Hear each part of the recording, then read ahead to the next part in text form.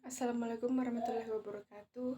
Perkenalkan, nama saya Merlin Parapasan, NIM 2001349 dari kelas TIFA A 2020.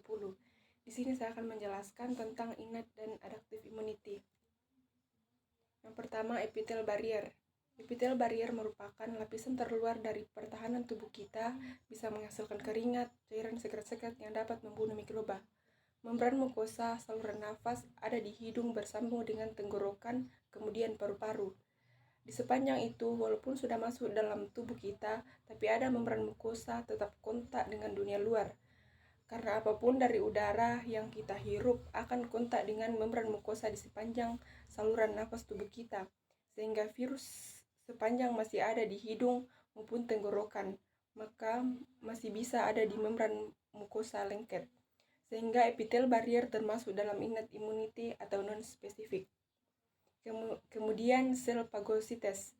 Sel fagosites terdiri dari yang pertama, yang berwarna merah muda atau neutrofil, yaitu sel darah putih yang banyak nukleatnya. Kemudian yang kedua, yang berwarna hijau atau makrofag. Kemudian sel dendritik, berfungsi sebagai sel penyaji antigen karena dia yang nantinya akan memperantarai ke sel T, ada juga dikatakan sebagai mata-mata. Sel NK, yaitu bagian sel imun tapi bisa saja langsung ada karena sel penyusun.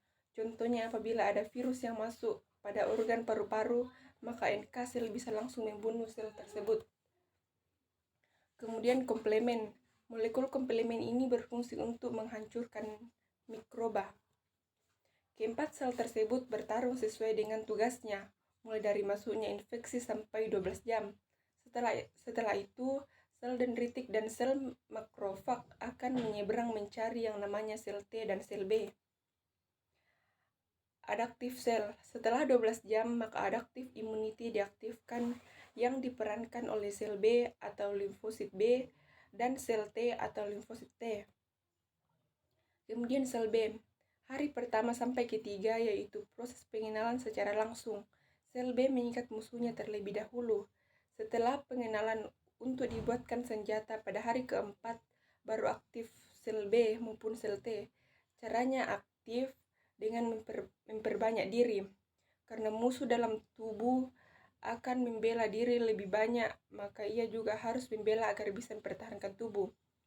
Sel B akan berubah menjadi sel plasma karena sel plasma bisa mensekresi antibodi. Jadi antibodi dirakit dulu atau dibuat pada hari ke-7 dan ke-8 atau bahkan ke-10 baru antibodi banyak diproduksi di darah. Sehingga antibodi bertugas mencari virus yang dikenal saja karena tidak semua musuh ia hadapi, tetapi hanya musuh yang pernah dikenali oleh sel pembuatannya. Kemudian sel T. Sel T bisa seperti sel B, dia bisa mengenal langsung musuh. Sel T kerjanya seluler, maka ia harus mengenal musuhnya lewat sel. Ada sel perantara atau sel macoblang. Yang menjadi macoblang adalah sel makrofag atau sel dendritik. Setelah memperbanyak diri, mulailah berdiferensiasi atau berubah menjadi sel T pembunuh. Sel T efektor mencari kembali si makrofag yang sedang berjuang dengan menyuntikkan sitokin agar makrofag menjadi kuat dan bisa membunuh dan menuntaskan mikroba yang ada dalam tubuh mikroba. Terima kasih.